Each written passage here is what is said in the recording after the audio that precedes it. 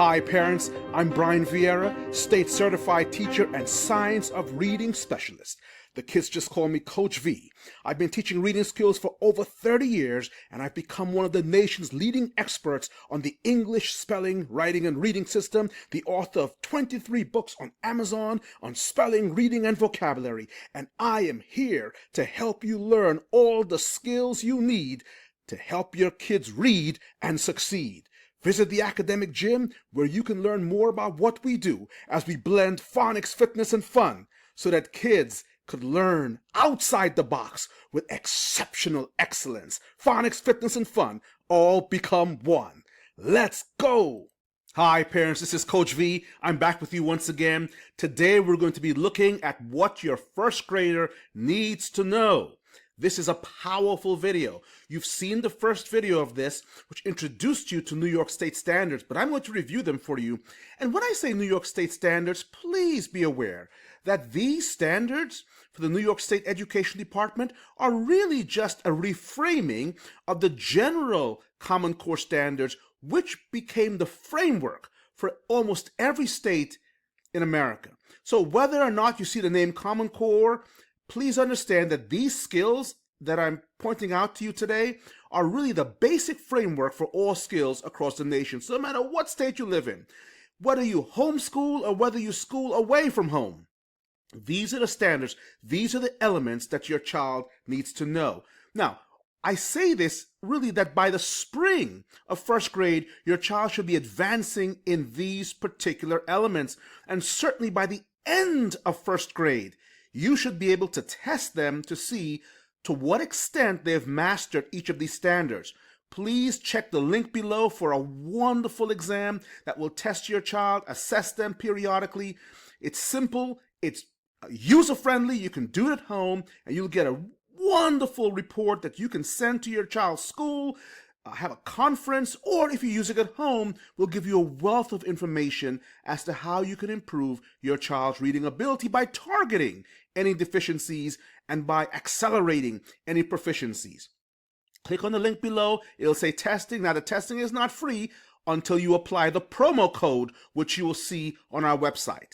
So get the promo code, apply it, and you'll get a free test for your child. But let's on with the show. What should your child know by the spring and certainly towards the end of first grade? Well, so we begin with print concepts, which are really basic features of a sentence, and I think that's fine. My focus really is always going to be on phonological awareness.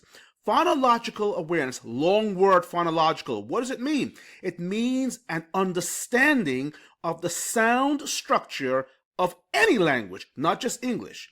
So for example, when we say the word cat, there are 3 sounds, k, a, t, and a child who has an understanding of the sound structure of the language is going to read better and faster than any child who does not. So what you want to be able to do is to say, what are the structures that make up the English language or any language? But especially in the English language, you're looking at syllables, okay? And you're looking at sounds, okay, like this, phonemes. Syllables are vowel and consonant sounds together, like A, B, ab, or it can just be the vowel sound a.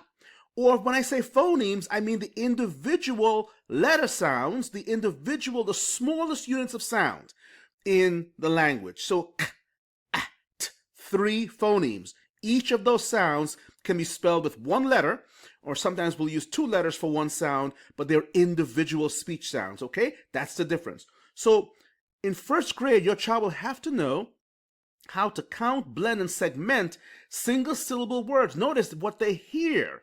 So if they hear a word, let's say a word like snatch, they should be able to listen to that word and segment it or separate it into its single syllables, okay?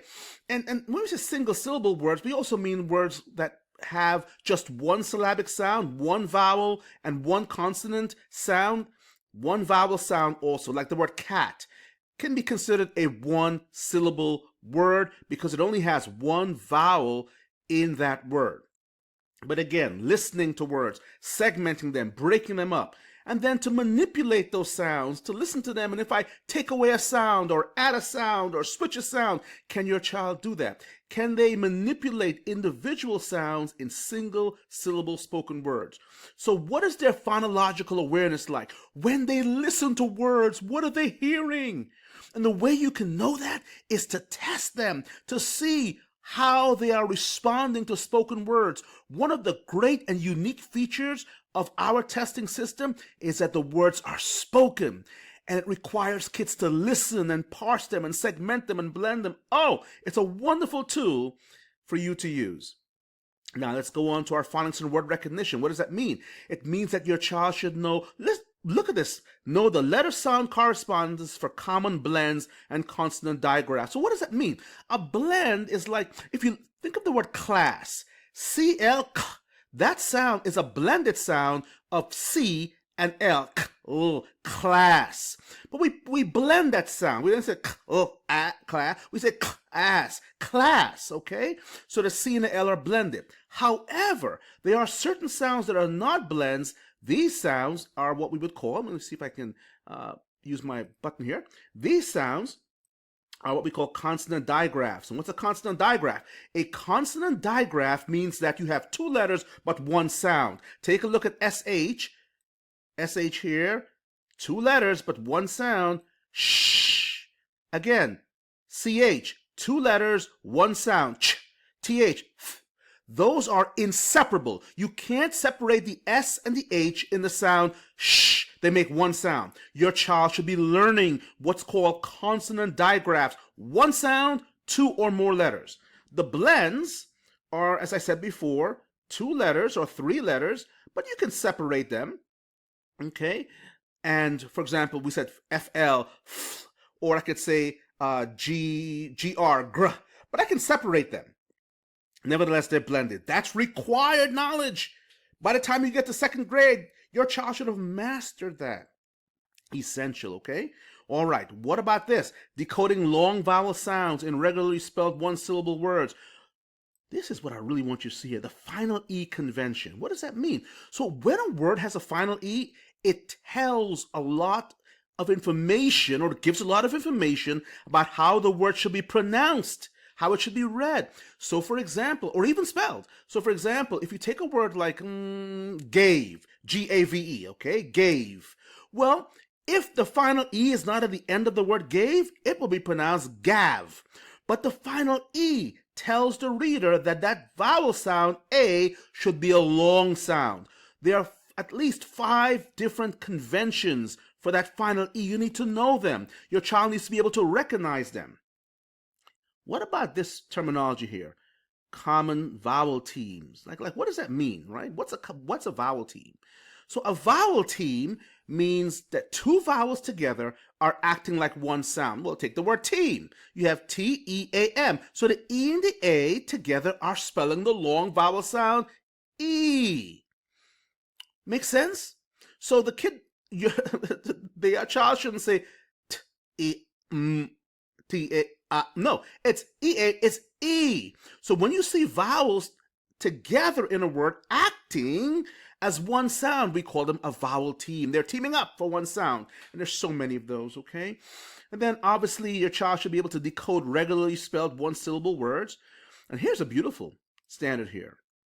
Determine the number of syllables in a printed word by using knowledge that every syllable must have a vowel sound. You must define for your children that a syllable is a vowel sound and perhaps a consonant sound added to that vowel sound.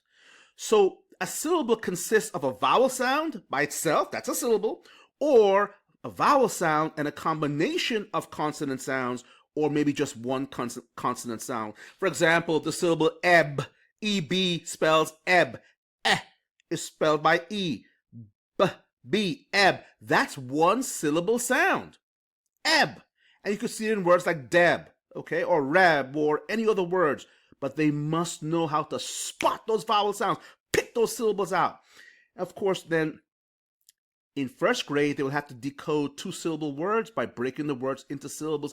Do you see the power of syllables? Once your child knows syllable sounds, once they know our syllable tables, oh, I can't say enough about the syllable tables. You know, I'm in love with them. They were in your last video. What are you waiting for? Click on the link. Get a copy, a free copy of the Scholar Skills syllable tables, and spell them and chant them and sing them. What are we waiting? What are we waiting for? Don't wait for school to teach your children this. You can do this at home, 3 minutes a day, just brushing their teeth. My goodness. Teach them syllabic sounds. Don't you see how important they are? Watch this. Reading Foundation Standard 3. By the way, this code means 1 RF, first grade, Reading Foundation, level 3, or really number 3E. That's really all it means. Watch this again. You have to decode, kids have to decode two-syllable words by breaking the words into syllables.